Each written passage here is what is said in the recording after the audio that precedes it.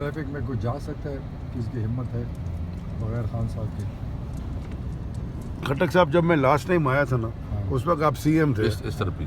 और उस वक्त जब आप सीएम थे तो मैं गाड़ी में जब बैठ के निकला हूँ तो आपने बत्ती पे गाड़ी रोक दी और एंड आई रियलाइज्ड ओनली कि जब रिक्शा बाजू आके रुका है हाँ। कि ये हम कभी सोच ही नहीं सकते कराची के अंदर ऐसे, लाहौर में नहीं, लाहौर में और मैं कभी सोच ही नहीं उनका सकते। उनके शरीफ खानदान का कोई बच्चा भी आता था हाँ, ट्रैफिक में। और इधर prime minister in waiting, CM, speaker साहब और एक एमएनए इलेक्ट बाबर रवान साहब के साथ जा रहे हैं और रोडें खुली हुई हैं माशाल्लाह। Brilliant work.